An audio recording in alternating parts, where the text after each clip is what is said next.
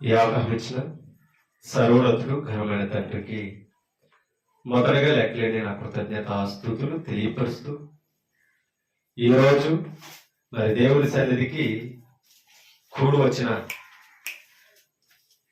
నా సహోదరి సహోదరులైన మీ అందరికీ, అలాగే ఆయా ప్రాంతాల్లో ఉండి దేవుని యొక్క వాక్యాన్ని వింటూ బలపడుతూ మమ్మల్ని ప్రోత్సహిస్తూ పరిచయ కొరకు ప్రార్థిస్తున్న మీ అందరికీ మరి తాడిపురం క్రీస్తు సంఘం నుంచి క్రీస్తునామన హృదయపూర్వక వందనాలు తెలియపరుస్తూ ప్రార్థన చేసుకుని దేవుని యొక్క వాక్యంలోనికి మనం వెళదాం.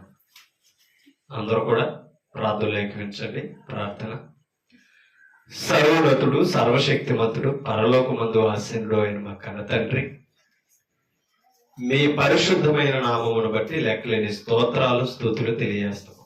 గడిచిన కాలమంతా మీ కృపలో భద్రపరిచి సజీవులుగా ఉంచి ఈ 2025 సంవత్సరంలో తండ్రి మరి 4వ మంగళవారం మరొకసారి మీ సన్నిధిలో మిమ్మల్ని స్తుతించి ఘనపరిచి మహింపరిచే అవకాశాలు మాకు దయచేశారు.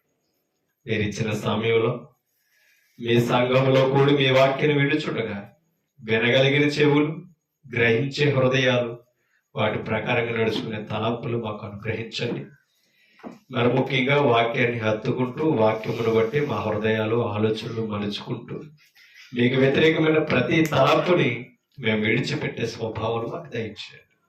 మీ వాక్యము కంటే శ్రేష్టమైనది మరి ఉన్నతమైనది జగత్తులు మరొకటి లేదని తండ్రి మీ విశ్వాసులుగా, మీ కుమారులుగా, మీ కుమార్తెలుగా మేము గుర్తించి మీ వాక్యాన్ని ప్రేమించి వాక్యాన్ని తండ్రి మా హృదయంలో భద్రపరుచుకునే అవకాశాలు దయచేయండి. చెప్పుచుండగా చెప్పగలిగి వివరించగలిగిన సామర్థ్యం, జ్ఞానం, ఆలోచన మరి తండ్రి తలంపులు మాకు అనుగ్రహించండి. కలిపి చెరిపేవారుగా మేము ఉండకుండా మరి తండ్రి అబద్ధమును మన నోట రాకుండా మరి ఉన్నదిగా వివరించగలిగిన సామర్థ్యాన్ని మీ ఆత్మీయ సహాయంలో సహకారం అందించమని ఎన్నో ప్రాంతాల్లో ఉండి ఎంతో మంది తండ్రి మరి శబ్దము ద్వారాను, అలాగే తండ్రి ఈ మీరిచ్చిన టెక్నాలజీలో మరి తండ్రి ఇంటర్నెట్ ద్వారాను ఈ లైవ్లో ఎంతమంది మీ వాక్యాన్ని వింటున్నారో వారందరినీ కూడా దీవించండి. వారి కుటుంబాలను సత్యములోనికి నడిపించండి.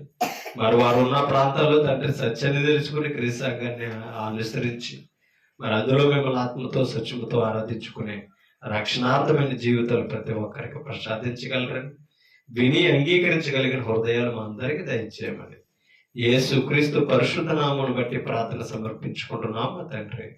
ఆమేన్. విలువైన దేవుని సంగతులను పరిశుద్ధ గ్రంథం నుండి మనం నేర్చుకుందాం. ఎన్నో విషయాలు పరిశుద్ధ గ్రంథంలో మనకు కనపడతాయి. దేవుని కృపను బట్టి ప్రతి వారం కూడా ఎన్నో సంగతులు దైవ గ్రంథం నుండి మనం నేర్చుకుంటూ బలపరచబడుతూ దేవుని కృపను బట్టి ముందు కొనసాగే అవకాశాన్ని దేవుడు ఇచ్చాడు. మనం వినడం ఎంత ముఖ్యమో, నేర్చుకోవడం ఎంత ముఖ్యమో, వాటిని అనుసరించడం కూడా అంతే ముఖ్యం. అదే గొప్ప ప్రాధాన్యత క్రైస్తవులుగా మనం కలిగి ఉండవలసింది. అనుసరించేవారుగా మనం ఉండాలి. చాలా మంది దైవభక్తి కలిగి ఉంటారు, మిక్కటమైన భక్తి చేసేవారు ఉన్నారు. ఇంకా మనం చూసినట్లయితే లోకంలో మూఢభక్తి అనే పదాల్లో కూడా డీప్గా భక్తి చేస్తూ ఆ భక్తిలో ఏమైపోయినా పర్లేదు, ఎలా ఉన్నా పర్లేదు అని అనుకుని ఎంతో భక్తి చేస్తున్న వారిని మనం చూస్తున్నాం.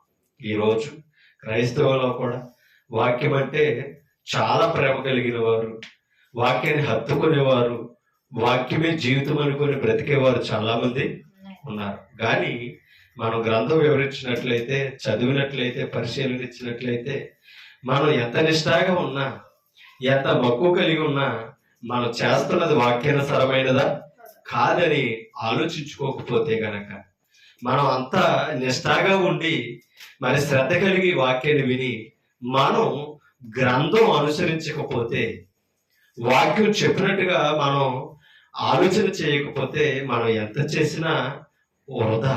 అది మనం అర్థం చేసుకోవాలి. ఎందుకంటే ఎలా చేసేసినా పర్లేదు అని అనుకునేది వాక్యం కాదు. అది మనం అర్థం చేసుకోవాల్సిన అవసరత ఉంది. ఏదైనా ఒకటి అనుకుని లోకానుసారంగా ఇవాళ బైబిల్ని అనుసరిస్తున్న మనం అందరం ఏదైనా పర్లేదు, ఎలా వెళ్ళిపోయినా పర్లేదు అని అనుకుని సరిపెట్టుకునే మార్గం ఇది కాదని మనం తెలుసుకో. అందుకనే మొన్న వారం ఇదే రోజు ఒక పాటను మనం నేర్చుకున్నాం. విను బుద్ధి. వినడం గురించి మనం నేర్చుకున్నాం. ఈరోజు అదే పాఠాన్ని మరి కొనసాగిస్తూ మనం ముగించుకోవడానికి ప్రయత్నించేద్దాం. వినాలి, ఎప్పుడు కూడా దేవుని వాక్యాన్ని వినాలి. ఎందుకంటే మనకి ఎప్పటికీ కూడా కంఠత వాక్యం తెలుసు. రోమిలకు రాసిన పత్రిక 10వ అధ్యాయము 17 వినుట వలన విశ్వాసం కలుగుతుంది. వినున్నది క్రీస్తుని గూర్చిన మాట. అది మన వాక్యం వినాలి. ఆ వాక్యం క్రీస్తుని స్పష్టంగా వివరించదే ఉండాలి. ఎలా అబద్ధాన్ని కూడా వాక్యం చూపించే మాట్లాడుతున్నారు చాలా మంది. అది మనం అర్థం చేసుకోవాలి. అంటే ప్రాముఖ్యంగా విశ్వాసం మనలో వృద్ధి చెందాలంటే వాక్యం కంపల్సరీ వినాలి. ఒక మాట మనం చదువుతాం. రోమిలకు రాసిన పత్రిక 12వ అధ్యాయము 3వ వచనాన్ని ఒకసారి మనం చదువుతాం. రోమిలకు రాసిన పత్రిక 12వ అధ్యాయం 3వ వచనం. 12వ అధ్యాయం 3వ వచనం. తన్ను తాను ఎంచుకొనదగిన వాని కంటే ఎక్కువగా ఎంచుకొనక దేవుడు ఒక్కొక్కరికి విభజించి ఇచ్చిన విశ్వాస పరిమాణము ప్రకారం చూడండి, ఏ బుద్ధి కలిగి ఉండాలట అంటే విశ్వాస పరిమాణం. ఎవరికి ఏ పరిధిలో విశ్వాసం ఉందో ఆ పరిధిలో దేవుడిచ్చిన విశ్వాసమును బట్టి ఎవరికి వారు ఏం చేసుకోవాలట, హెచ్చిపోకుండా, హెచ్చువాటి యందు కాకుండా తగ్గువాటి యందు మనసు ఉంచాలి, తగ్గించుకోవాలట. అందుకని అన్నాడు, తాను స్వాస్థ బుద్ధి గలవాడవుటకై తగిన రీతిగా తన్ను హెచ్చుకొనవలెనని నాకు అనుగ్రహింపబడిన కృపను బట్టి మీలోనున్న ప్రతి వానితోనూ చెప్పుచున్నాను. అమ్మా, తగ్గు వాటి యందు మనం మనసు ఉంచాలట, హెచ్చు వాటి యందు. అందుకనే వాక్యం మనం వినాలి. హెచ్చించుకుంటూ ప్రభు దగ్గర ఉంటున్నామా, తగ్గించుకుని ప్రభు దగ్గర ఉంటున్నామా? హెచ్చించే వాటిలో అతిశయిస్తున్నామా, తగ్గించుకునే వాటిలో అతిశయం కలిగి ఉన్నామా, అనుసరించే వారుగా ఉన్నామా అనేది మనం ఆలోచన చేసుకోవాల్సిన అవసరత మనందరి మీద ఉంది. లోకసు వార్త 15వ అధ్యాయం, క్షమించండి, హెబ్రీయులకు రాసిన పత్రిక 11వ అధ్యాయం. హెబ్రీ పత్రిక 11వ అధ్యాయము 27వ వచనాన్ని చదువుతాం. 11వ అధ్యాయం 27వ వచనం. హెబ్రీ పత్రిక చూడండి, దేనిని బట్టి ఇందాక ఏమన్నాడు, విశ్వాసానికి ఏముంది, పరిమాణం. విశ్వాసమును బట్టి అతడు అదృశ్యుడైన వానిని చూచుచున్నట్టు, ఎలాగట, అదృశ్యుడైన వానిని చూచుచున్నట్టు. ఏ బుద్ధి అట అది? వినబుద్ధి ఉండాలి, స్వస్థ బుద్ధి ఉండాలి, స్థిర బుద్ధి ఉండాలి. మా వాక్యాన్ని వినే బుద్ధి కలిగి మనం ఉండాలి. స్వస్థ బుద్ధి మనం కలిగి ఉండాలి. మంచి బుద్ధి మనలో ఏర్పడాలి. ఇక్కడ అంటున్నాడు స్థిర బుద్ధి. ఏ వాక్యాన్ని విన్నాము, ఏ వాక్యాన్ని అంగీకరిస్తున్నాము, దాన్ని కొనసాగించే వారుగా కూడా ఏం చేయాలట, స్థిరంగా ఉండాలి. ఎందుకంటే ఎప్పుడొకప్పుడు మధ్యలో ఏదో మార్గాన్ని విడిచిపెట్టి తిరిగే అవకాశాలు కూడా ఉన్నాయి. నేను ఒకప్పుడు 20 ఏళ్ల క్రితం ఎంతో భక్తి చేసేవాడినండి, ఇప్పుడైతే బలహీనం అయిపోయిందని చెప్పుకునే వారు కూడా ఉన్నారు. మరి ఏమైంది? ఆ విశ్వాసం స్థిరమైనదిగా లేదు. విని కలిగిన బుద్ధి, స్వస్థమైన బుద్ధి స్థిరపడే దాంట్లో లేదా బుద్ధి స్థిరపడాలి, స్థిరంగా ఉండాలట. దేనైతే వింటున్నామో, దేనైతే అనుసరిస్తున్నామో అది వదలకుండా మన జీవితాన్ని కొనసాగించాలి. అది స్థిరం. విడిచిపెట్టడానికి కాదు, పట్టుకొని ఉండడానికి, గట్టిగా చేపట్టడానికి స్థిర బుద్ధి కావాలి. అందుకనే విశ్వాసమును బట్టి చూడండి, విశ్వాసమును బట్టి అతడు అదృశ్యుడైన వారిని. ఎవరు అతడు? మోషే గురించి చెప్తూ, ఎందుకంటే ఐగుప్తు ధనము కంటే క్రీస్తు విషయమైన నింద గొప్ప భాగ్యమని ఎంచుకొని ఫరో కుమారుడు అనిపించుకోవడానికి ఇష్టపడాల. తన ప్రజలతో శ్రమ అనుభవించడానికి, బాధ అనుభవించడానికి ఇష్టపడ్డాడు. ఎవరో? మోషే. అంతటి మనసు కలిగిన వాడు ముగింపుకి ఏమయ్యాడు చెప్పాలి, అవునా? అంత దృఢ మనసు, స్థిర మనసు ఎవరిదే? మోషేది. కానీ ఆఖరికి ప్రజల వలన మిసికి ఏం చేశాడు? మాటను మీరాడా? ఎవరో? మోషే మీరాడా లేదా? ఆ బండతో మాట్లాడను రెండోసారి చెప్తే మొదటిసారి కొట్టినట్టుగా ఏం చేశాడు? కొట్టాడు.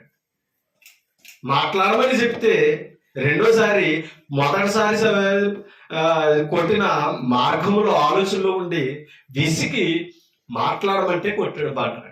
ఎందుకంటే అక్కడ బండ ఎవరికి సూచనగా ఉంది? క్రీస్తుకు సూచనగా ఉంది. ఆయన మాట్లాడమంటే మాట్లాడాలి, ఆయన కొట్టమంటే కొట్టాలి, నడవమంటే నడవాలి, ఆగమంటే ఆగాలి. అప్పుడు అలాగే చేశాను కదా, నేను ఇప్పుడు ఎలాగే చేస్తానంటే కుదరదు. ఇశ్రాయేలీయుల కాలంలో పాత నిబంధన ధర్మశాస్త్ర ప్రకారంగా వాయించారు. అక్కడ దావీదు చేయలేదా, ఇక్కడ నేను చేస్తే తప్పేది అనడానికి లేదు, అవునా? క్రొత్త నిబంధన కాలం వచ్చింది. క్రీస్తు వచ్చాక అక్షయమైనది, ఆత్మ సంబంధమైనది ఏర్పడింది. ఇంకా మోషే వలె ఉంటాను, దావీదు వలె తంబోరతో సితారులతో ఉంటానంటే కుదరదు. మరి క్రీస్తు వచ్చిన తర్వాత క్రీస్తును అనుసరించిన అపోస్తలుల వలె నడవమని చెప్పాడు. వారు బోధను అనుసరించమని చెప్పాడు. వారు అనుసరించిన బోధ, వారు అనుసరించిన విశ్వాసంలో మనం చేసేవి మనకి ఇష్టమైనవి ఉంటే కొనసాగించవచ్చు, అవునా? కానీ క్రొత్త నిబంధన కాలంలో మనం అనుసరించేవి జరగకపోతే అది విశ్వాసనీయము కాదు, వాక్యం అంగీకరించినది కాదు. మనం అర్థం చేసుకో. ఎందుకంటే అదృశ్యుడైన వాడిని దృశ్యమైన కాలం నుండి చూశాడు. ఎవరో? మోషే. శారీరకంగా చూడలేదని మోషే ఒప్పుకుంటున్నాడు. పరిశుద్ధాత్ముడు వివరిస్తున్నాడు వచ్చినని. చూడండి, విశ్వాసమును బట్టి అతడు అదృశ్యుడైన వారిని ఎలాగట? అదృశ్యుడైన వారిని చూచుచున్నట్టు. అందుకనే క్రీస్తు విషయమైన నింద. అక్కడ క్రీస్తు ఉన్నాడా? మరి చెప్పాలి, అక్కడ క్రీస్తు ఉన్నాడా? దృశ్యంగా ఉన్నాడా? లేదు, కానీ అదృశ్యంగానే చూశాడు. అదృశ్యంగానే క్రీస్తును కలిగి ఉన్నాడు. అందుకే అదృశ్యుడైన వారిని చూచుచున్నట్టు స్థిర బుద్ధి గలవాడై. చూడండి, రాజాగ్రహమునకు చూడండి రాజాగ్రహమునకు భయపడక ఐగుప్తుని విడిచిపోయాడట. ఎవరో? మోషే. ఎందుకంటే తన ప్రజలతో నింద అనుభవించడమే అదృశ్యమైన వాడి మాట వినడం. కానీ ఆనాడు అదృశ్యమైన వాడిని ఆ దృశ్యమైన నేత్రాలతో చూడాలని అనుకున్నారు. అందుకనే యేసుక్రీస్తు వచ్చాక శాస్త్రులు పరిచయులతో అంటున్నాడు, శిష్యులతో అన్నాడు, మీరు చూచుచున్న వాటిని మీ పితరులో చూడమరియు చూడలేకపోయారు. కానీ మీరు చూసే భాగ్యం ఇస్తే మీ నేత్రాలు దేని మీద ఏర్పడుతున్నాయి? అదృశ్యుడైన వారిని మీరు ఎలా దృష్టిస్తున్నారు? ఇవాళ అదృశ్యమైన వాక్యాన్ని మనం అనుసరిస్తూ దృశ్యంగా ప్రభువును చూపిస్తూ దృశ్యంగా ఆలోచిస్తున్నామంటే మన విశ్వాసం స్థిరమైనది, మన బుద్ధి స్థిర బుద్ధి. ఆలోచించుకోవాల్సిన అవసరత మనందరం మీద ఉంది. ఓకే, ఒక మాట నిర్గమకాండంలోకి వెళ్దాం. 35 అధ్యాయం నిర్గమకాండం. 35 అధ్యాయం నిర్గమకాండం చూడండి. 34 వచనాన్ని చదువుతాం. 35 అధ్యాయం 34 వచనం నిర్గమకాండం. 35 అధ్యాయం 34 వచనం.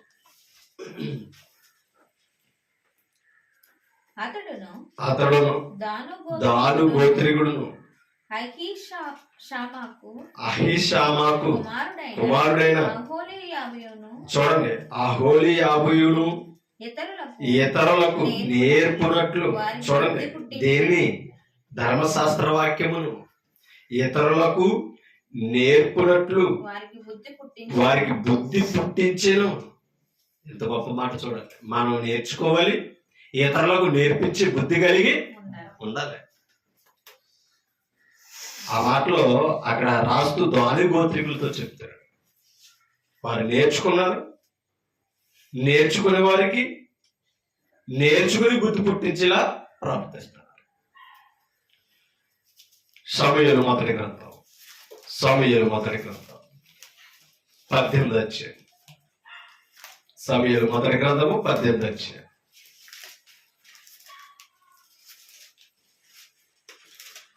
18 అధ్యాయము 14 వచనాన్ని చదువుతాం. సమూయేలు గ్రంథం 18 అధ్యాయము 14 వచనం. మరియు దావీదు చూడండి, 18 అధ్యాయం 14 వచనం. మరియు దావీదు సమస్త విషయములలో ఏ బుద్ధి కలిగి ఉన్నాడట? సుబుద్ధి, మంచి బుద్ధి. ఎవరి పట్ల? దేవుని పట్ల, రాజు పట్ల, ఆ రాజ్యంలో ఉన్న ప్రజల పట్ల, సమస్త విషయములలో ఎలా ఉన్నాడట? సుబుద్ధి కలిగి నడుస్తున్నాడట. చూడండి, సుబుద్ధి కలిగి ప్రవర్తింపగా ఎవరో? దావీదు అటువంటి మంచి బుద్ధితో ప్రవర్తిస్తుంటే రాజ్యంలో యెహోవా అతనికి తోడుగా.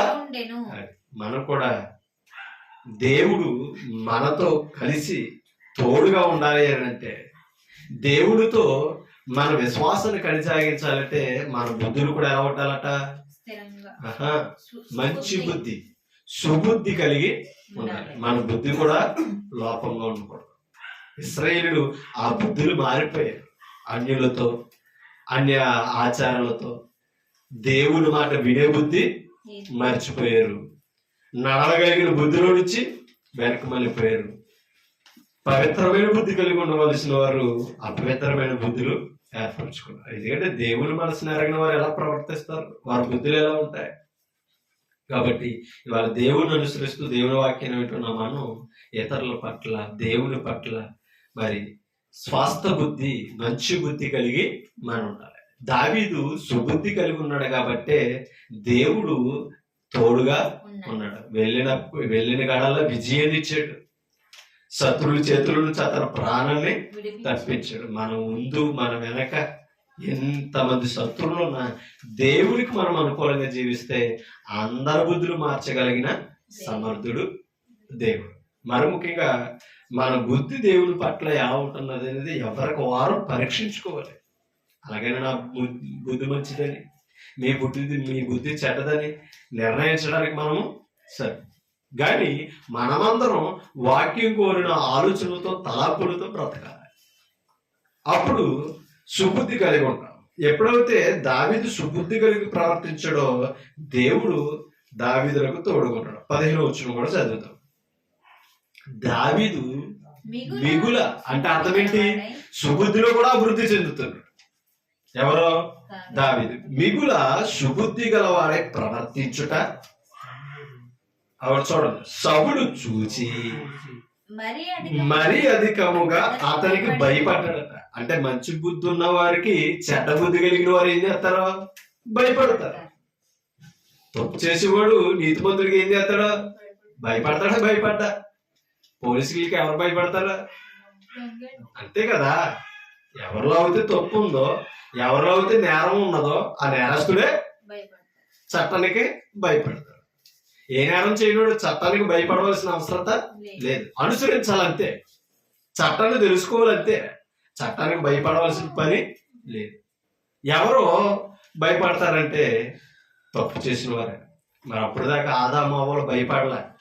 కానీ దేవుని మాట, అపవాది మాటని ఎప్పుడైతే ధర్మాన్ని మీరారో, అవునా, చట్టాన్ని మీరారో, అధికారికి భయపడ్డారా లేదా? దేవుని మాట వినగానే దాక్కున్నారు. అప్పుడు దాకా దేవుడి ముందుకు వచ్చి గడిపిన వారు దాక్కున్నారు. కారణం ఏంటి తెలుసా? వారిలో ఉన్న తప్పు, ఆ అపరాధం వారిని తలదించుకునే పరిస్థితికి తీసుకొచ్చి. మనం కూడా అంతే. మనం ఏ తప్పు చేయనని చెప్పు దేవుని ముందు చక్కగా, సంతోషంగా, ఆశ కలిగి, ఆతృతగా దేవుని దగ్గరకు వస్తాం. ఎప్పుడైతే పొరపాట్లు చేస్తున్నామో దేవుని ముందుకి అంత త్వరగా రాలేము. వచ్చినా అంత ఇష్టంగా కూర్చొని. ఎందుకంటే మనసు గాయపడుతూ ఉంటుంది, బాధపడుతూ ఉంటుంది. ఇంత గొప్ప దేవుని తెలుసుకుని నేను ఎటువంటి పొరపాట్లు కలిగి ఉన్నానా, ఇటువంటి ప్రవర్తన కలిగి ఉన్నానని మనలో మనం ఏం చేస్తూ ఉంటాం? చినబుచ్చుకుంటూ బాధపడుతూ నలిగిపోతూ ఉంటాం. కానీ అది మంచి పద్ధతే. దేవుని దగ్గరకు వచ్చాక మన ప్రవర్తన బాగోలేదు, మన క్రియలు బాగోలేదు, మన ఆలోచన బాగోలేదు అని కలిగి ఉన్న మనసు మంచిదే. కానీ వచ్చాకైనా మార్చుకోవడానికి ఇష్టపడాలి, మారడానికే ఇష్టపడాలి, దాన్ని కొనసాగించాలి. అది ఆ పశ్చాత్తాప కొట్టడం మంచిది కాదు. మీకు అర్థమవుతుందా? ఆ పశ్చాత్తాపాన్ని ఏం చేయాలి? మారు మనసుకే మార్చుకోవాలి. మారు మనసు అంటే మళ్ళీ తిరిగి వెనక్కి తిరిగేది కాదు. పశ్చాత్తాపం అంటే అప్పుడు చేసిన జబ్బు పశ్చాత్తాపం పడతాం, మళ్ళా చేయొచ్చు. ధర్మశాస్త్రం ద్వారా ఇశ్రాయేలు కొనసాగించింది అదే. పశ్చాత్తాప బలే అర్పించారు తప్ప స్థిరమైన బలి లేదు. అందుకే ఏటా తమ పాపములు జ్ఞాపకములకు వస్తున్నాయని ప్రభు గుర్తించు. పశ్చాత్తాపం అంటే చేసిన దానికి అయ్యో పాపం అంటే దక్కించుకునేది. ఆ క్షణాన్నే మనం ఆ మనసు కలిగి ఉండడం. కానీ మారు మనసు అలాంటిది కాదండి. మారు మనసు అంటే మళ్ళా తిరిగి దాని వైపు తిరగం. కుక్క తన వాంతికి తిరిగినట్లు. అవునా? పరిశుద్ధుల దగ్గర పేతురు మాట్లాడిన మాటలు, కుక్క తన వాంతికి తిరిగినట్లు. అది ఎంత అసహ్యం! కక్కినది తినడం అంటే ఆ నీచు బుద్ధి ఎవరికి ఉంటది? దానికి ఉంటది. దానితో సమానం అన్నాడు. పాపములు క్షమించబడిన తర్వాత, కడగబడిన తర్వాత మళ్ళా వెనక్కి వెళితే అదే చేస్తే దానికి మనకి తేడా లేదనేసి ఆ విషయాన్ని జ్ఞాపకం చేస్తున్నాడు. అలాగే కడగబడిన పంది, అవునా? ఎంత శుభ్రం చేసినా సరే దాని బుద్ధి ఏంటి? దాని స్వభావం ఏంటి? బురదలోనే ఉంటది. అవునా కదా? నువ్వు తలంటే స్నానం చేయించిన, పౌడర్ రాసిన, రంగురంగుల బట్టలో కుట్టి తగిలించిన, అవునా కదా? ఎంతో ముద్దుగా పెంచుకున్నదంటే ఒక దర్శనమ్మ. దేని? ఒక పంది పిల్లనే ఒక దర్శనమ్మ చాలా ముద్దుగా గారంగా పెంచుకున్నదట. చిన్నప్పటి నుంచి ఒళ్ళో పెంచుకుంటాం, పక్కలో పెడుగు పెట్టుకుంటాం, అన్ని చేస్తాం. అలాగే గొర్రె పిల్లలు కూడా పెంచుకుంటాయి దర్శనం. చక్కగా ఎప్పటికప్పుడు స్నానం చేపిస్తూ, మంచి మంచి బట్టలు వస్త్రాలు వేస్తూ, మంచి మంచి ఆహారం పెడుతుంది. అలా ఎదుగుతుంది చక్కగా. కుక్కని బయటికి తీసుకొస్తారు కదా గర్భమత, అలా తీసుకొచ్చిందట. ఈ మేకనే ఎదిగిన పందిని తీసుకొచ్చి అలా తీసుకెళ్తూ ఉన్నది. బురద కనిపించింది. ఏం చేసింది? మీకు అర్థమవుతుందా? లాక్కెళ్ళిపోయి మరి పడ్డదట. ఆ బురద దొరగానే దాంట్లో దూకి ఏం చేస్తుంది? చిచ్చి అలా ఉండకూడదు అన్నందుకు ఇంగ్లీష్ మాట అన్నా దాని బుద్ధి మాట. అవునా కదా? ఎందుకని? దాని స్వభావం, దాని క్రియ అది. పరిశుద్ధులు కడగబడిన తర్వాత, పరిశుద్ధపరచబడిన తర్వాత దేవుని వాక్యాన్ని ఎరిగిన వారు మరలా అటువైపు తిరగకూడదు. ఏ లోకాన్ని బట్టి అనుసరించి, ఏ క్రియలను బట్టి మనం పాపం చేసి దేవునికి విరోధులం అయ్యామో, మరలా దేవుని కృపను బట్టి కనికరించబడి వాక్యాన్ని విశ్వసించి ప్రభువుని అంగీకరించి మనం మారు మనసు పొంది పాప క్షమాపణ నిమిత్తం ఏం చేసాం? బాప్తిసం పొందిన తర్వాత ఏం చేసాం? అనుసరిస్తాము, దాన్ని కొనసాగించాలి. మరణం వరకు ఆ పరిశుద్ధతను కాపాడుకోవాలి. అందుకనే పరిశుద్ధతలో పూర్ణము అవ్వాలంట. పరిశుద్ధ పరచబడితే కాదు, సంపూర్ణము అవ్వాలి. పరిశుద్ధతలో, పవిత్రలతో సంపూర్ణం అవ్వాలి. సంపూర్ణం అవ్వాలంటే పరిశుద్ధ పరచబడిన స్థలంలో ఉండాలి. ఆ పరిశుద్ధ పరచబడిన జనాంగముతో ఎదుగుతూ ఉండాలి. అప్పుడు ఆ క్రియలో వృద్ధి చెందే అవకాశం ఉంది. అలా మిగులు సుబుద్ధి కలిగి ఎవరున్నారో? దావీదు. ఆ సుబుద్ధి కలిగి ఉన్నాడో దాన్ని మిగులు అభివృద్ధి చేసుకుంటున్నాడు. చూడండి, మిగులు సుబుద్ధి కలిగి ప్రవర్తించుట సౌలు చూచి మరీ అధికముగా అతనికి భయపడి. చూడండి, కింద ఇంకో మాట అన్నాడు, ఇశ్రాయేలు వారితోను యోధా వారితోను దావీదు. చూడండి, దావీదు జనులకు ముందు వచ్చుచు పోవుచుండుట చేత వారు అతనిని, ఎవరు? యోధా వారు, ఇశ్రాయేలు వారు ఏం చేశారంట? ఎందుకు ప్రేమించారు? మంచి బుద్ధి. అవునా? మరి సౌలు ఎందుకు చేశాడు? సౌలు ఎందుకు భయపడుతున్నాడు? దుర్బుద్ధి. అవునా? మెచ్చుకుంటే వార్చలా. అవునా? ఇశ్రాయేలు ప్రజలే కదా గణపరిచారు. ఆ ఘనతకి దగ్గర ప్రవర్తన అతని దగ్గర ఉంది. కార్యం చేశాడు, కానీ బుద్ధి మార్చుకున్నాడు. అవునా? నిజంగా రాజు కూడా గౌరవించుంటే, మళ్ళా అసలే రాజు కూడా అతని ప్రవర్తనను బట్టే, అతని బుద్ధిని బట్టి ఏం చేశాడు? అధిపతిగా హెచ్చించాడు. మరలా బాధ్యుల మీద అధిపతిగా హెచ్చించాడు. కానీ బుద్ధి మట్టికి సరైనది సౌలుది కాదు.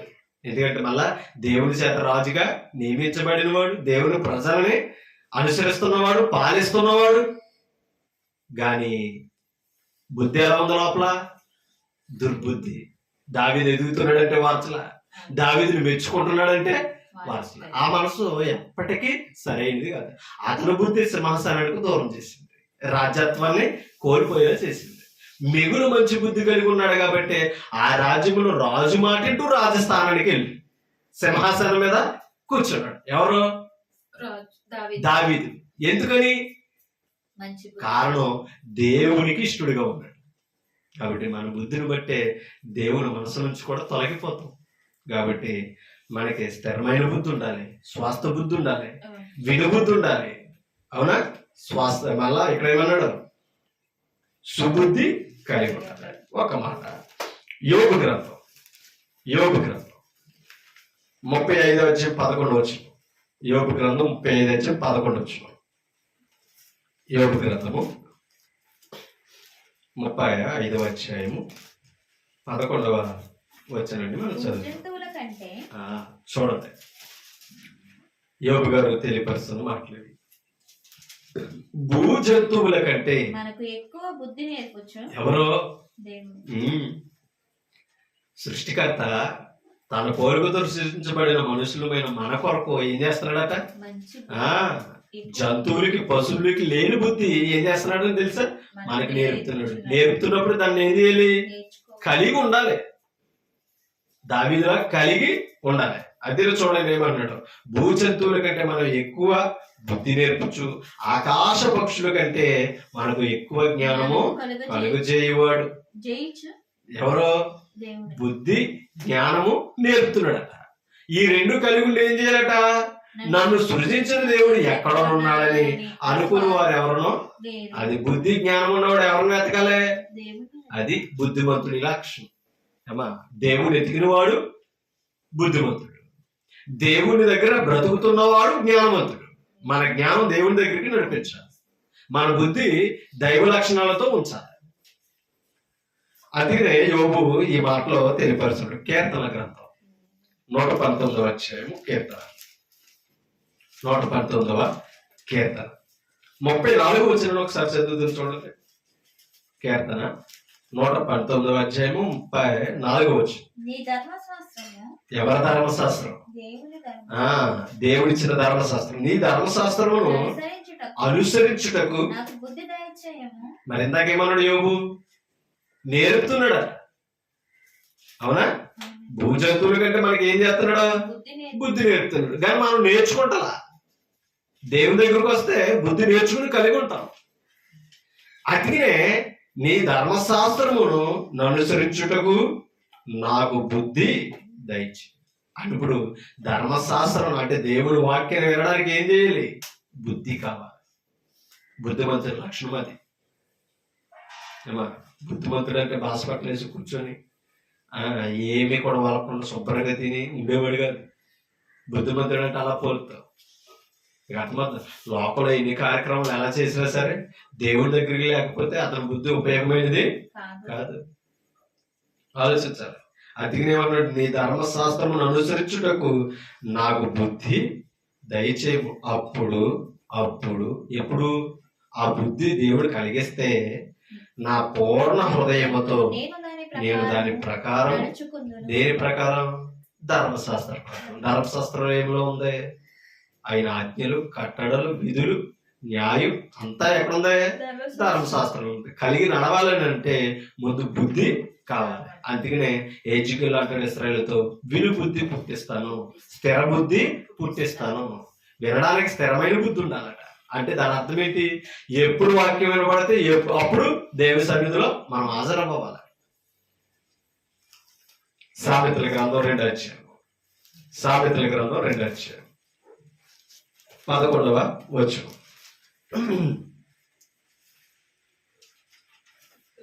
సామెతల గ్రంథం 2వ అధ్యాయం 11వ వచనం.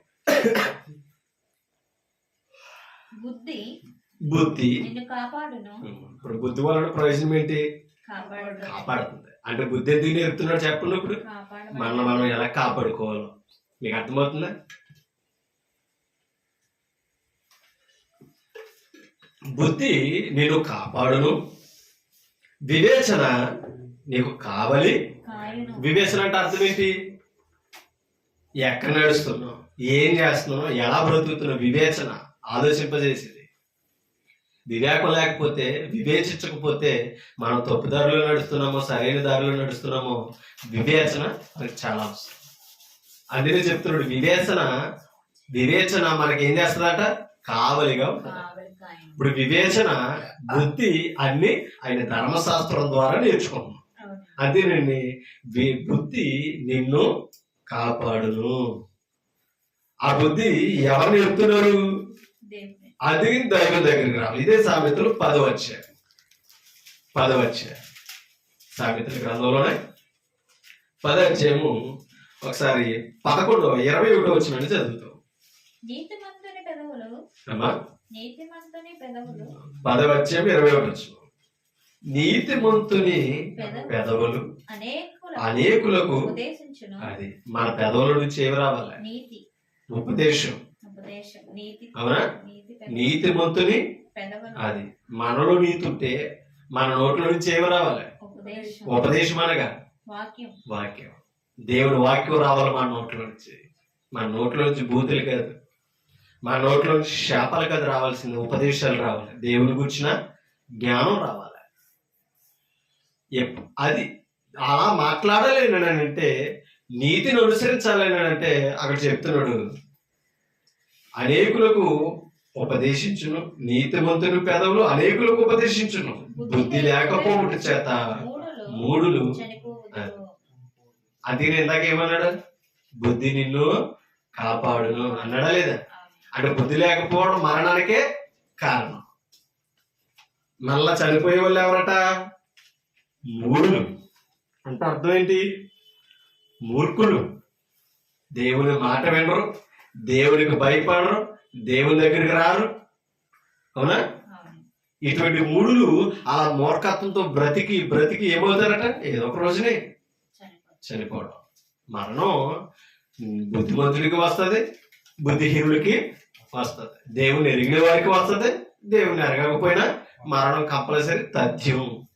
కానీ ఆ మరణానికి ముందు మనం బ్రతుకున్నంతకాలం దేవుని కొరకు ఏం చేస్తున్నాం? సృష్టించిన వారిని అతిరే కదా. భూజంతువుల కంటే ఎవరు అన్నారా లేదా? భూజంతువుల కంటే మీకు ఎక్కువ బుద్ధి నేర్పుచు, ఆకాశ పక్షుల కంటే మీకు ఎక్కువగా జ్ఞానం నేర్పుచు, నన్ను సృష్టించిన దేవుడు ఎక్కడున్నాడని వెతుకువారు ఎవరు? దేవుని దగ్గరికి వెళ్ళాలి, దేవుని వెతకాలి. అందుకనే చెప్తున్నాడు మూర్ఖులు ఉపదేశాన్ని వినరు. కాబట్టి ఇప్పుడు ఉపదేశం వినలేదు కనుక, దేవుని మాట వినలేదు కనుక బుద్ధి నేర్చుకోలేదు, తమని ఎలా కాపాడుకోలో తెలియదు. ఆమోసు గ్రంథం ఒకవేళ బుద్ధిమంతులు నీతిమంతులు ఉపదేశిస్తుంటే ఏ మాటలో? బుద్ధి మాటలు. అంతేనా? దేవుడు బుద్ధి కలిగించే మాటలు ఉపదేశిస్తుంటే జనులు ఏం చేస్తున్నారు చూడండి. ఆమోసు గ్రంథం 5వ అధ్యాయం, ఆమోసు గ్రంథం 5వ అధ్యాయం పేజీ నెంబర్ 757 పేజీ. పాత నిబంధనలో ఆమోసు గ్రంథము 5వ అధ్యాయము 10వ వచనం చదువుతాం.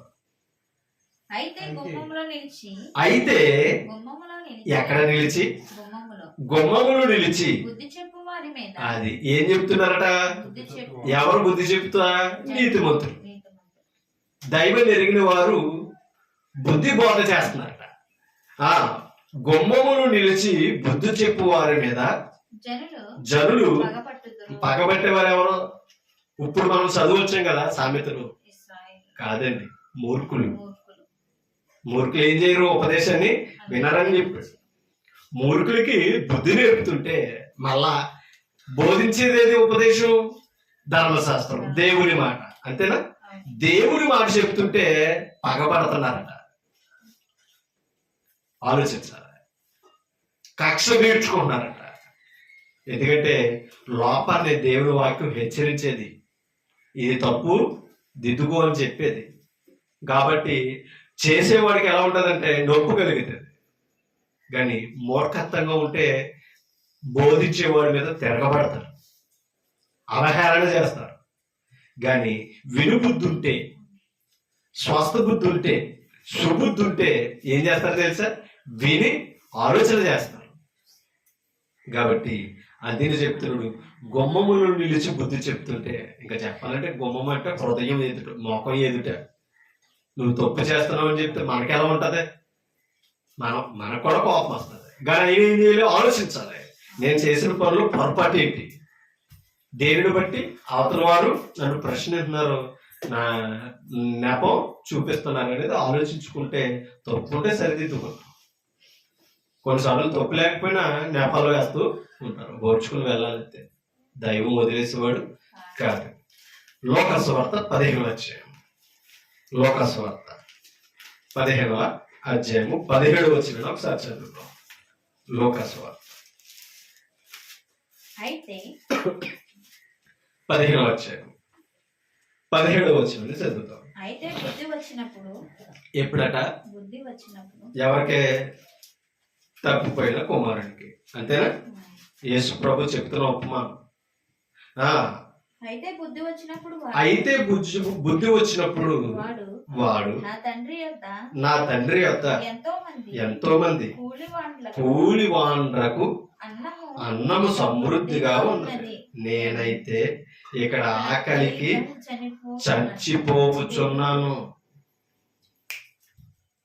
ఇక్కడ ఆకలికి ఏమైపోతున్నాను? ఎందుకని? నా ఆస్తిలో సగభాగం నాకు ఇచ్చే, నేను నీ దగ్గర ఉండలేను. ఎందుకని? నీ దగ్గర ఉంటే నాకు స్వేచ్ఛ లేదు. ఇది చేయకు, ఇలా ఉండకో, అక్కడ వెళ్ళకో అని అంటున్నాడంట తండ్రి. అవునా కదా? చెప్తుంటే అతను అనుకున్నాడట, ఇదొక జీవితమేనా, ఇదొక లైఫేనా అని అనుకుని తండ్రిని ఎదిరించి అన్నగారిని కాదని ఏం చేశాడు? నా ఆస్తిలో సగభాగం ఇచ్చే, నాకు నచ్చిన కాడ నేను బ్రతితాను అన్నాడు. తండ్రి కాదనుకోండి ఇచ్చేసాడు, వెళ్ళాడు. అవునా? వెళ్ళి అక్కడ చాలా మంది మూర్ఖులతో బ్రతికి ఏం చేశాడు తెలుసా? తన యావదాస్తినంత ఇచ్చిన ఆస్తినంతా ఏం చేశాడు? పాడు చేసేసుకున్నాడు. తన జీవితాన్ని మర్చిపోయి అధర్మంలో బ్రతికాడు. ఉన్నదంతా అయిపోయింది. ఆకలితో బాధపడుతున్నాడు. పోనీ అక్కడ ఏమైనా పెట్టి వాళ్ళు ఉన్నారట, ఆ దేశంలో ఆడాదయ్యారావు కానీ కరువు వచ్చిందట. అర్థమైందా? ఆ కరువులో ఏం చేస్తున్నాడట? ఒక పందుల యజమాని దగ్గర పొట్టు వేయడానికి పని చేస్తున్నాడు. అయినా సరే అన్నం లేదు. మీకు అర్థమవుతుందా? అన్నం దొరక ఆ పందుల పొట్టు తినబోయాడు. ఆ పొట్టును కూడా యజమానుడు తినబోయాడు. అప్పుడు అతని జీవితం భవిష్యత్తు జ్ఞాపకం వచ్చింది. ఒకప్పుడు నేను ఇలా బ్రతికానా, ఒకప్పుడు నేను ఇలాగే ఉన్నానా, ఎందుకు నా స్థితి ఇలా అయిపోయిందని ఆలోచించుకుంటే అప్పుడు తండ్రి జ్ఞాపకం వచ్చాడు. తను విడిచిపెట్టి వచ్చిన ఇల్లు జ్ఞాపకం వచ్చింది. అప్పుడు రాజకుమారుడిగా బ్రతికినప్పుడు తండ్రి ఇంటికాడ ఎంత పనివారు కూలివాళ్ళు కొడుకు నిండా తింటున్నారో, హ్యాపీగా పని చేసుకుంటున్నారో, అప్పుడు జ్ఞాపకం వచ్చిందంటే ఈ కుమారుడికి. అప్పుడు అంటున్నాడట ఏమని? అయితే బుద్ధి వచ్చినప్పుడు. మరి బుద్ధి రాకముందు ఎలా ఉన్నాడా? మూర్ఖుడు. తండ్రి తన కోసం చెప్తుంటే నా ఆనందాన్ని అంతా పోగొట్టేస్తున్నాడు. నువ్వు తండ్రి వేనని అనుకున్నాడు. ఎప్పుడు కూడా మన బిహేవియర్, మన ప్రవర్తన సరిగ్గా లేనప్పుడు తల్లిదండ్రులు హెచ్చరిస్తున్నప్పుడే సరి చేయబడాలి. నాన్న ఇది చేయకూడదంటే అది వదిలేసుకోవాలి. నా మంచి కోసం తండ్రి చెప్తున్నాడు. నన్ను ప్రేమించి నేను తప్పులో పడకుండా, ప్రమాదంలో పడకుండా ముందుగానే మేల్కొలుపుతున్నాడు. నా తల్లి, నా తండ్రి, అందుకనే నీ తల్లి ఉపదేశంలో త్రోసివేయకు. అవునా? నీ తండ్రి శిక్షించినప్పుడు ఆ గద్దింపులకు లోబడు అని జ్ఞాని సొలొమోను అద్భుతమైన మాటలో తెలియపరుస్తుంది. ఎప్పుడు కూడా ఉపదేశం పాడు చేయదండి, వినాలి. ఇశ్రాయేలు దేవుని మాట వినలేదు కాబట్టి శత్రువుల చేతికి అప్పగింపబడ్డారు. ఎన్నో ఎన్నో క్షామ స్థితుల్లో పాల్పొందారు. అంటే అర్థం ఏంటి? కరువులో బంధింపబడ్డారు. కారణం ఏంటి తెలుసా? వారు ఏం చేశారో ఈ తప్పిపోయిన కుమారుల తెలుసుకున్నారు. తెలిసి బుద్ధి వచ్చిన తర్వాత మొరపెట్టారు దేవునికి. అవునా? కొన్నిసార్లు మనల్ని కూడా శ్రమల్లో ఆపదల్లో దేవుడు వదిలేస్తున్నాడంటే మన జీవితాన్ని ఒకసారి జ్ఞాపకం చేసుకోవాలి. దేవుడు గనుడని గొప్పవాడని మనకి తెలియపరచడానికే, ఆయన వైపు తిరపడానికే మనం కొన్నిసార్లు శ్రమలో కష్టాలు విడిచిపెడతాడు. కానీ అప్పుడు కూడా మనం ఏం చేస్తాం తెలుసా? అందరూ బాగానే ఉన్నారు, నా బ్రతికేలా ఉంది అని దేవుణ్ణే తిడతాం. ఇంకా అప్పటికైనా మన ఆలోచన మార్చుకుని దేవుని వైపు తిరగం. పక్కవారి వల్ల మన జీవితాలు ఎప్పుడు పాడవండి. మన ముందు వారి వలన జీవితాలు ఎప్పుడు బాగుపడవండి. మన జీవితం బాగోవాలన్నా పాడవాలన్నా మన బుద్ధి, మన ప్రవర్తన, మనం చేసే పనులు. కాబట్టి మన జీవితాన్ని గొప్పగా దిద్దేవాడు దేవుడు. దేనిని బట్టి అంటే నీతిని బట్టి, యథార్థతను బట్టి, మంచి లక్షణములను బట్టే దేవుడు మనల్ని అభివృద్ధి చేస్తూ ఉంటాడు. మనం బాగుంటే మన కుటుంబాలు వర్ధిల్లుతాయి. అది మనం ఎప్పుడు కూడా నేర్చుకో. ఇక్కడ అదే చెప్తున్నాడు, బుద్ధి వచ్చినప్పుడు వాడు నా తండ్రి అంత ఎంతో మంది కూలి వాళ్ళకు అన్నము సమృద్ధిగా ఉన్నది, నేనైతే ఇక్కడ ఆకలికి చచ్చిపోవచ్చున్నాను. నేను లేచి నేను లేచి నా తండ్రి వద్దకు వెళ్ళి తండ్రి ఆ మాటలో చూడండి. ఆ మాట ఎందుకు మాట్లాడారు తెలుసా? ఇవాళ దేవుడిచ్చిన సమస్తాన్ని అనుభవిస్తున్నాం, కానీ ఆ దేవుని మీద తిరుగుబడి ఈ మూర్ఖుళ్ళ, ఈ కుమారులాగిన బ్రతుకుతున్నాం. దేవుడు లేడని, దేవుడు ఉంటే చూపించమని. అర్థమవుతుందా? దేవుడి గురించి నువ్వేం చెప్పక్కర్లేదు. దేవుడు ఉంటే మా బ్రతుకులు ఇలా కావని వెటకారం మాటలు మాట్లాడుతావు, వేళా కోలలాడుతావు. దేవుడి గురించి చెప్తుంటే నిర్లక్ష్యంగా బ్రతుకుతున్న జీవితాలు ఎన్నో ఉన్నాయి. ఇక అర్థమవుతుందా? కానీ తప్పిపోయిన కుమారుడి స్థితి వచ్చినప్పుడు చాలా మంది ఇవాళ క్రైస్తవులు ఉన్నవారు వారేనండి. జీవిత విలువ తెలిసి వచ్చిన వాళ్ళే ప్రభువును అనుసరిస్తున్న వారు. అది ఎప్పుడు నేర్చుకోవాలి. అప్పుడు అంటున్నాడట, అంటే ఈ ఉపమానం ఎందుకు చెప్పాడు? పరలోకపు తండ్రికి విరోధంగా ఎందుకు బ్రతుకుతున్నామో వివరించాడు. ఆదాము అదే పోగొట్టుకున్నాడు. అవునా? తండ్రి దగ్గర గొప్ప స్థితి, చెమట ఓర్చుకున్నానే, కష్టపడకుండానే ఇవన్నీ ఏలు నువ్వన్నీ అనుభవించని ఏదైనా తోటలో సమస్తాన్ని ఇచ్చాడు. ఎప్పుడైతే మూడో వ్యక్తి మాట, దేవుడికి విరోధి మాట విన్నాడో అప్పుడు నువ్వు చెమటూర్చి నువ్వు సేచి పరిచెట్టాడే గాని ఈ భూమి నీకేమివ్వదు, సారం రాదు, పంట ఇవ్వదు, నువ్వు భోజనం చేయవు అని చెప్పాడు. శాపం అది. కాబట్టి దేవుని శాపాలు కొన్నిసార్లు మనం తెచ్చుకునే దేవుడిచ్చినవి కాదు. అందుకని ఇక్కడ అంటున్నాడట, తండ్రి బుద్ధి వచ్చాక వెళ్ళి తను మాట్లాడాలనుకుంటున్నాడంట తండ్రితో. ఏమని? తండ్రి, నేను పరలోకమునకు విరోధముగాను నీ ఎదుటను పాపం చేశాను. ఎతికే తప్పిపోయిన కుమారుడు ఉపమానం ఏంటి తెలుసా?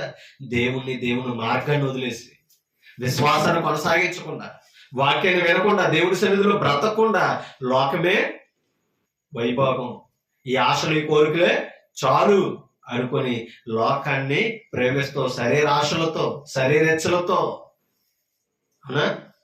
నేత్రాశతో, జీవపటంతో బ్రతుకుతున్న విశ్వాస భ్రష్టులు ఎందరో ఉన్నారు. కొన్నిసార్లు మనం కూడా దేవుని వాక్యాన్ని ఎంత నేర్చుకుంటున్న పొరపక్షలో పడుతున్నాం. ఎందుకు మనల్ని ఇంకా క్షమిస్తున్నాడు తెలుసా? ఇంకా ఆయన వాక్యాన్ని మార్చుకునే అవకాశం ఉన్నది కాబట్టి ఆలోచించాలి. ఆయన ప్రేమ, ఆయన కృప ఎందుకు తెలుసా? మనం ఇంకా జీవితాలు, మన హృదయాలు, మన బుద్ధులు మార్చుకుని దేవునికి అనుకూలంగా ఇష్టలుగా జీవిస్తామని. అందుకనే నీ ధర్మశాస్త్రం నాకు ఏం నేర్పుతుంది తెలుసా? బుద్ధి దయచేస్తుంది. అప్పుడు నేను స్థిరంగా నీ మార్గంలో ఉంటానని చెప్పాడు. బుద్ధి నేను కాపాడుతుందని చెప్పాడు. ఇంత గొప్ప పరమ తండ్రిని మనం ఇవాళ లోకం విడిచిపెడుతుందండి. కానీ అలా అన్నాడట, అనుకున్నాడట, ఇక మీదట నేను నీ కుమారుడు అనిపించుకున్నటకు 19 వచ్చును, యోగ్యుడను కాను, నన్ను నీ కూలి వారిలో ఒకనిగా పెట్టుకుని. మీకు అర్థమవుతున్నా? ఉన్న చెప్పు జలసా చేశాడు. ఆ కూలివారికి తెలుసు కుమారుడు ఎలా బ్రతికాడో. ఒకప్పుడు మనం కూడా దేవుని దగ్గర బ్రతికున్న వాళ్ళమే. మనం కూడా చెడు స్నేహాలు, మా చెడు కుటుంబాలని, చెడు బంధువులను అనుసరించి దేవుని విడిచిపెట్టి ఎంజాయ్ చేసాం. పండగల పబ్బాలని దేవుని సన్నిధిని మరిచి బ్రతికాం. కానీ మన తప్పు తెలిసి వచ్చాకైనా, మన పాపలో కూరుకుపోయాక, మనకి వేదన బాధ కలిగినప్పుడైనా, ఆ మనసు ఆ బుద్ధి పుట్టినప్పుడైనా మనం ఎవరి దగ్గర తిరగాలని తెలుసా? ఇప్పటికైనా సరే దేవుని దగ్గర తిరగాలి. క్షమించవచ్చు. అర్థమవుతుందా? మనల్ని అంగీకరించవచ్చు.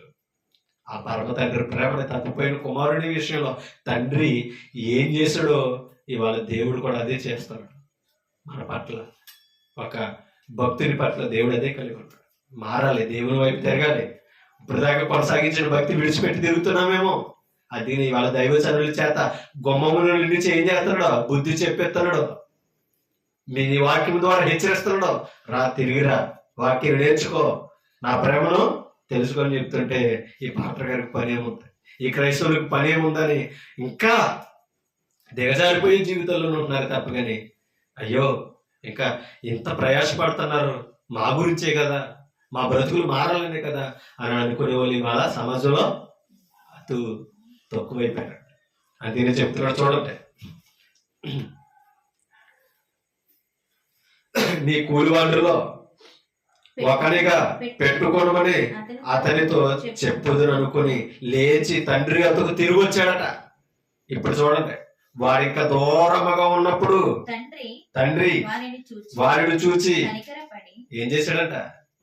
అస్సలే నన్ను అంగీకరిస్తాడా లేదా అని అనుకున్నాడు. అందుకనే కదా నీ కుమారుడు అనిపించుకున్నాడు, నేను యోగ్యుడును ముందే ఆలోచించేసుకున్నాడు కదా. కనీసం నువ్వు చేర్చుకుంటే నీ పరివారంలో అక్కడగా పని చేసి కనీసం నీ పనులకు పెట్టిన ముద్ద నాకు పెడితే చాలని అనుకున్నాడట. తెలిసి వచ్చింది. కానీ కొడుకు విలువ, తండ్రి విలువ కొడుకు తెలియకపోయినా కొడుకు విలువ ఎవరికి తెలుసు? తండ్రికి తెలుసు. అంతే, తెలియకపోయాడు. తెలిసి వచ్చింది, తిరిగి వచ్చాడు అని అనుకుని ఏం చేయడట? దూరము నుండి తండ్రి వారిని చూసి కనికరపడి, ఎంత గొప్ప మనసు అండి! ఇన్ని పాపాలతో మన లోకంలో తిరుగుతున్నాయి. మన జీవితాన్ని, మన ఆత్మని, మన అంతరంగాన్ని పాడు చేసుకున్నా సరే మనం ఎప్పుడు తిరుగుతామని కనికరపడుతూ, కనికరించడానికి సిద్ధ మనసు కలిగి దేవుడు మన విషయమే చింతిస్తుంటే, ఇప్పుడు కూడా 2025లో కూడా దేవుడి వైపు తిరగకపోతే మనల్ని ఎవరు బ్రతికిస్తారండి? మనల్ని ఎవరు సరి చేస్తారండి? ఆలోచించాలి. అందుకనే చూడండి, కనికరపడి పరుగెత్తి వాని మెడ మీద పడి ముద్దు పెట్టుకున్నాడట. అసలే నేను గుమ్మెక్తాను కూడా యోగ్యులుగా అనుకున్నాను. అవునా? ముద్దు పెట్టుకుని చూడండి 21 అప్పుడు ఆ కుమారుడు చూడండి తండ్రితో అన్నాడు, అతనితో, తండ్రి, నేను పరలోకమునకు విరోధముగాను నీ ఎదుటను పాపము చేసి ఇక మీదట నీ కుమారుని అనిపించుకున్నకు ఎందుకని నా వారసత్వాన్ని నమ్మేసుకున్నా, నాకు ఇచ్చిన స్థితి పాడు చేసుకున్నాను, నీకు అగౌరవం తెచ్చా, నేను నీ కొడుకునుగా అనిపించుకోవడానికి నాకు అర్హత ఇక లేదని తెలిసి వచ్చింది. అప్పుడు అన్నాడు, చూడండి 22 అయితే తండ్రి తన దాసులను చూచి, అంటే ఏ వస్త్రాలతో వచ్చాడండి? వస్త్రాలు పాడైపోయినాయి, ఇంకా బట్టలు లేవు. ఎక్కడున్నాడో, ఎక్కడ బ్రతికాడు? పందుల తొట్లో, అవునా? పందుల యొక్క గుడారంలో బ్రతికాడు, ఆ దొడ్లో బ్రతికాడు, అక్కడే తిరిగాడు. వస్త్రాలు మలినమైపోయినాయి, దుర్వాసన వస్తున్నాడు, కొంపు కొడుతున్నాడు. అయిన ఏం చేసాడు తెలుసా? ముందు వస్త్రాలు మార్చమనలా, మరి ఆయన బయట ఉండగానే కరగంట రానలా పరిగెత్తుకుని వెళ్ళాడట. అప్పటికైనా తండ్రి విలువ తెలిసి వచ్చిందని. వెళ్ళిపోయినప్పుడు ఏ సంతోషంతో ఉన్నాడో, తిరిగి వచ్చాక ఆ సంతోషంతో తండ్రి ఉన్నాడు. అప్పటిదాకా విచారణ వచ్చేంత నా కొడుకు ఏమైపోయాడు, ఎక్కడున్నాడని. కానీ ఇంటికి వెళ్ళలేదు తెలుసా? తెలిసి రావాలి ఏం పోగొట్టుకున్నాడో, తండ్రి దగ్గర ఏం పోగొట్టుకున్నాడో. కొన్నిసార్లు లోకంలో మనల్ని అంతగానే జీవితాల్లో దేవుడు కష్టాలతో ఎందుకు మొత్తుతున్నాడు తెలుసా? అమ్మా, బాధ వ్యాధులు ఎందుకు తెలుసా? దేవుని కృప తెలుసుకోవడానికి. దేవుడు ఉంటేనే నా జీవితం ఉన్నదని తెలిసి రావడానికే. అప్పుడు అంటున్నాడట, మెడ మీద పడి ఆ బురద జీవితంతో అవునా? మనం ఆ పాపాల జీవితంలో ఉన్నప్పుడే అందుకని అన్నాడు 3:16 జ్ఞాపకాలు యోహాను సువార్త, దేవుడు లోకమును ఎంతో ఎప్పటికీ ప్రేమిస్తున్నాడు. ఎప్పుడు తెలుసా? మన పాపాల అపరాధాలతో మలినమైపోయి అపవిత్రమైన జీవితాలతో బ్రతుకుతున్నప్పుడు ప్రేమించాడు. ప్రేమించి తన కుమారుడైన క్రీస్తువును ఈ అపరిశుద్ధము కలిగిన జీవితాలైన మన కొరకు పంపించాడు. తన కుమారుడైన క్రీస్తుని. ఎంత గొప్ప జీవితం, ఎంత గొప్ప అద్భుతమైన మనసు అండి దేవునిది. ఆ మనసుని ఇవాళ త్రోసేసుకుంటున్నాం మనం. ఇవాళ అటువంటి గొప్ప దేవుడు గుర్తిస్తలేదు మనం ఇవాళ. అందుకని అంటాడు ఆ మాట చూడండి, నీ కుమారుడు అనిపించుకోవడానికి యోగ్యుని కానని అనగానే తండ్రి తన దాసులను పిలిచి చూచి ప్రశస్త వస్త్రములు త్వరగా తెచ్చి వీనికి కట్టి వీని చేతికి ఉంగరము పెట్టండి. చూడండి, రాజవస్త్రాలు అంటే పాదములకు చెప్పులు తొడిగించుడి. అమ్మ ఒక్క విషయం చెప్పనా, ఈ మాటలు చదువుతుంటే ఎఫెసీ పత్రిక మనకి జ్ఞాపకం రావాలి. సమాధానం అనే జోడు మీకు అర్థమవుతుందా? నీతి వస్త్రాలు. మనం దిగంబరులుగా కనబడ్డా మన వస్త్రాలు మలినమైపోయినాయి. మీకు అర్థమవుతుందా? ఆ వస్త్రాలు తొడుగుకోవడానికి తన కుమారుడిని క్రీస్తు బలవ్వాల్సి వచ్చింది. తెలుసా? మనం మన దిశములను కప్పుకోవడానికి, ఆత్మీయ స్థితులు దేవుని ఎదుట యోగ్యునిగా నిలబడడానికి తన కుమారుడైన క్రీస్తును బలిచ్చి మన కొరకు కూడా విందు చేశాడు లేదా? ఏంటది? ప్రభురాత్రి భోజనం, జీవాహారం మనకి విందు చేస్తున్నాడు. జీవాహారం పరలోకం నుండి దిగి వచ్చిన జీవాహారం పరిశుద్ధులకి సిద్ధపరిచాడండి. ఎంతో గొప్ప అద్భుతమైన ప్రేమ అండి. అందుకనే వస్త్రములను తొడిగించాడు. రాజకుమారుడిగా జ్ఞాపనేస్తాడు ఆ దాసుడు ఎదుట మళ్ళా.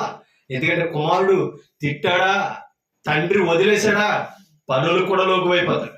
అవునా కదా? లోకు చేశాడు కుమారుడు. అక్కడ తండ్రి ఎప్పుడు రాజులాగానే ఉన్నాడు, రాజులాగానే సిద్ధపరచడం వల్ల. అందుకనే మనం రాజులైన యాజక ఏదైతే పోగొట్టుకున్నామో తన కుమారుడు క్రీస్తు ద్వారా మళ్ళా ఆ స్థితి మనకే ఇచ్చాడు. దాన్ని కాపాడుకోవద్దా? రాజులుగా ఉండి మనం రాజులైన యాజక సమూహం అని పిలవబడి దోషుల్లో ఉంటామా? దేవుడి దగ్గర దోషుల్లో ఉండొచ్చు.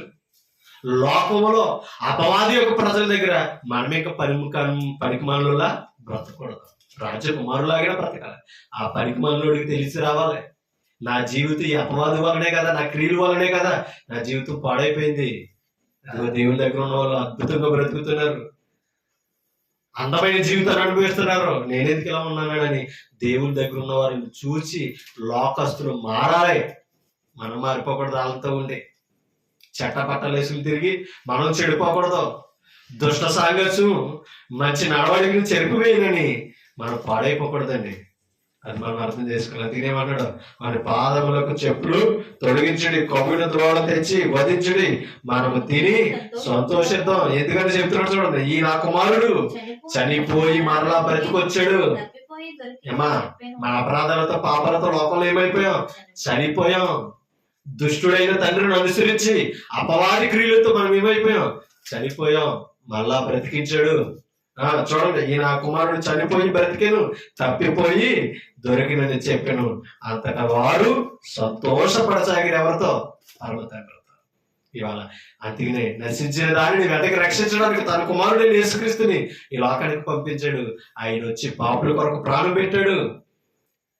మన గొర్రెలమైన మనల్ని మళ్ళా మార్గంలోనికి నడిపించాడు. ఇవాళ ఒక పాపి రక్షింపబడ్డట పరలోకంలో తండ్రి ఏం చేస్తున్నాడట? సంతోషిస్తున్నాడు. ఆయనతో కలిసి దూతలు కూడా ఏం చేస్తున్నాయి?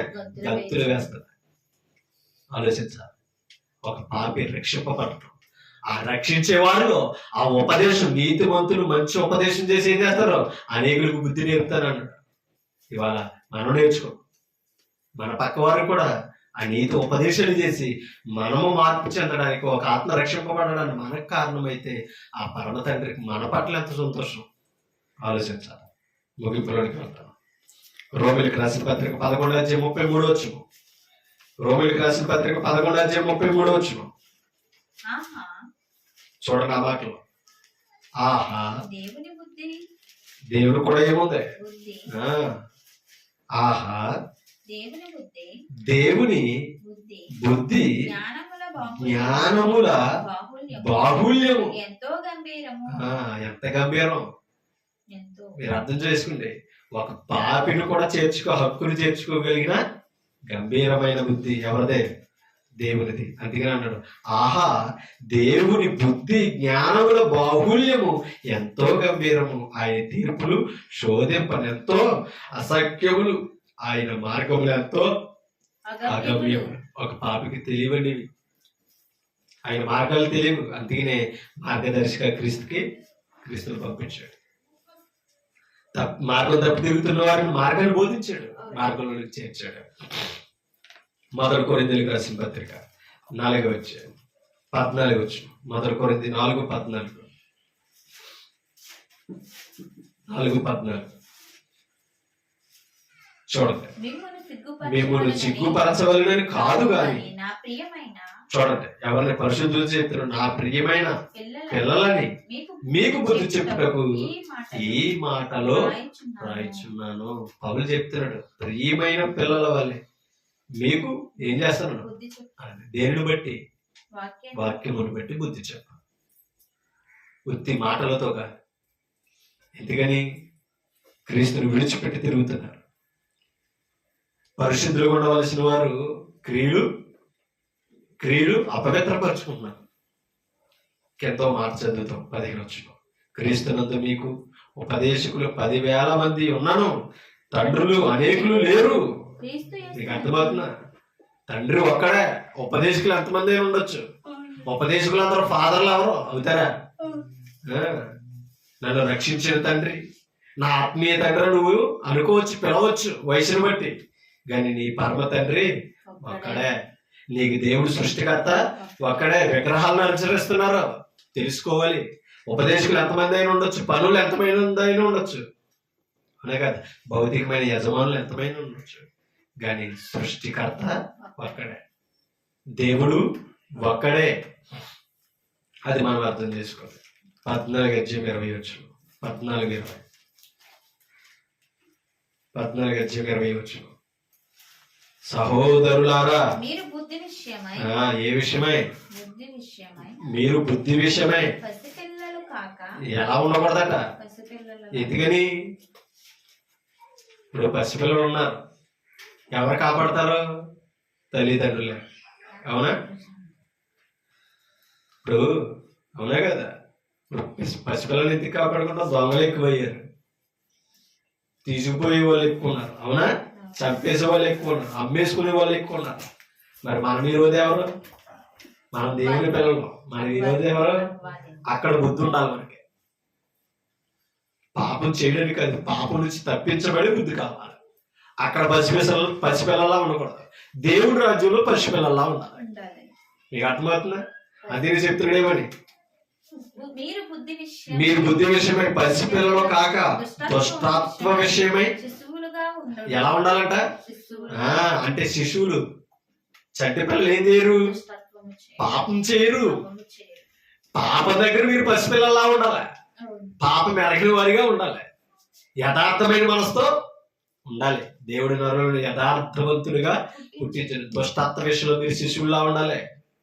రక్షణార్థమైన వాక్య విషయంలో కాదు శిష్యులుగా ఉండవలసింది, పసిపిల్లలుగా అక్కడ కాదు. మీరు బలవంతులు అవ్వాలి వాక్యంలో, ఎందుకంటే శత్రువుని ఓడించాలి. చూడండి, బుద్ధి విషయమే పసిపిల్లలు కాక దుష్టత్వ విషయమే శిశువులుగా ఉండుడి.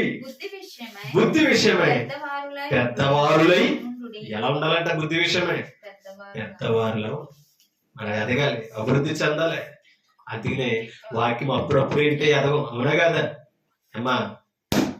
100 మంది తల్లులు ఉన్నారు, 3-4 సంవత్సరాల పిల్లలకు పాలెత్తారు. అవునా? ఎంతో కూరేస్తారు అన్నం. అవునా కదా? కూరేస్తారు ఒక్కొక్కరు. అలాగా మూతి తిరగతాం, గొంతు దిగదు, అయినా కూరేస్తారు. ఎందుకని? దిట్టంగా ఉండాలి నా కొడుకు, దిట్టంగా ఉండాలి నా కూతురు. అవునా కదా? మరి ఎక్కడ ఉంటుంది? మరి వాక్యం దగ్గర ఉండదే. ఎర్రగొడ్డు కూర్చోబెడతాం దేవుని దగ్గర, అక్కడ వాడడం పెడతాం. స్కూల్కి వెళ్ళకపోతే వాడతాం. కాబట్టి లోకంలో ఎంత బలవంతులుగా ఉంటామో దేవుని దగ్గర అంతకంటే బలవంతులుగా ఉండాలి. పెద్దవాడు అవ్వాలి. మూలుగులు తినేవారుగా ఉండాలి. అక్కడ కాదు తింటాం మూలుగులు, అవునే కదా. అంటే అటువంటి బలమైన పాటలు వింటే ఎదిగితేనే దుష్టత్వాన్ని దుష్టిని నుండి మనల్ని మనం కాపాడుకోగలం. ఇంకొక మాట చదివి నేను ముగించేస్తాను. తీతు పత్రిక ముగింపు మాట 3:10. తీతు పత్రిక 3:10. తిమోతి పక్కన ఉంటుంది. 3:10 తీతు పత్రిక.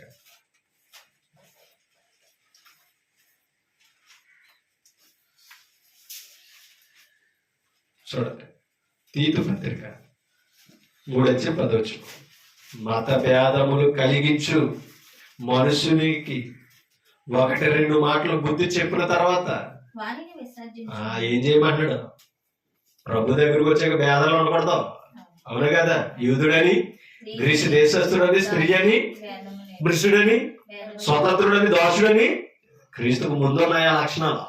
క్రీస్తులోకి వచ్చిన వాళ్ళు అందరం కూడా అందరం ఎవరు? సహోదరి సహోదరులు, ఒక తండ్రి బిడ్డలుగా బ్రతకాలి.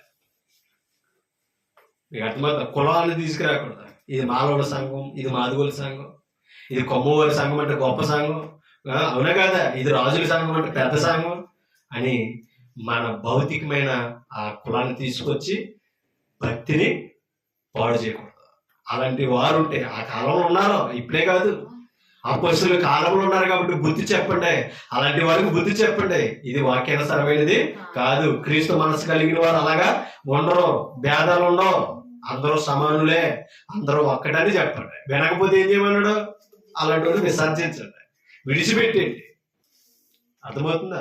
కాబట్టి ప్రభు దగ్గర సమానత్వం కావాలి. ఇప్పుడు మనకున్న కులాలు యూదుని కంటే గొప్ప కులం ఏమి కాదు, గొప్ప మతం ఏమి కాదు. కాబట్టి అదే చెప్పాడు ఆనాడు. యూదు ఇంకా నేను యోధా జాతి, మా మతం గొప్పదే అనుకున్నవాడు కూడా పక్కనట్టమన్నాడు, అవునే కాదా. వింటున్నారా? కాబట్టి మత భేదాలు పుట్టించుకోవాలి. ఏం చేయమన్నాడు? విసర్జించండి. కింద అన్నాడు చూడండి, మత భేదములు కలిగించి మనుషులకి 1-2 మారులు చెప్పమన్నాడు. వాక్యాన్ని వివరించండి. ఎలా చెప్పాలి బుద్ధి? ఉపదేశంతో, వాక్యంతో బుద్ధి చెప్పాలి. వారిని తరువాత వారిని ఎందుకు విసర్జించమన్నాడు? 2 సార్లు చెప్పిన ఇలా అట్టివాడు మార్గము తప్పి తనకు తానే శిక్ష విధించుకుని వాడై పాపము చేయుచున్నాడని నీవెరుగుదు. తిమోతి, నీవెరగాలి, గుర్తించాలి. అటువంటి వాడు పరిశుద్ధుడు కాదు. కాబట్టి పరిశుద్ధుల లక్షణాలు మనం ఎరగాలి. ఒకరినొకరు ప్రేమించాలి, క్షమించుకోవాలి, ఒకరినొకరు సహవాసంతో కలిగి ఉండాలి. పవిత్రమైన బుద్ధు అనే వందనం ఉండాలంటే మన బుద్ధి, అవునే కదా. అటువంటి ఐక్యతలో మనం ఎదగాలి. ఎదుటి వారికి సన్మానించే రీతిలో మనం ఉండాలండి. సత్ప్రవర్తన, స్వాస్థ బుద్ధి, సుబుద్ధి, వినుబుద్ధి, ఎన్ని నేర్చుకున్నాం. స్థిర బుద్ధి, అవన్నీ బుద్ధులతో స్థిరమైన బుద్ధి అంటే అర్థం ఏంటి? కొంతకాలం విని దేవుణ్ణి వదిలేసే బుద్ధి అనుకుంటాం. అది అలా ఎదుగుదాం, పరిశుద్ధులుగా ఉందాం, మన బుద్ధులు మార్చుకుందాం, దైవ బుద్ధి కలిగి ఎదుగుదాం, పరిశుద్ధులుగా మనల్ని మనం పవిత్రంగా మనం కాపాడుకోవాలని అన్ని నేను హెచ్చరించుకుంటాం. మిమ్మల్ని హెచ్చరిస్తాం. ఓపిక మీ అందరికీ హృదయపూర్వక వందనాలండి. Thank you.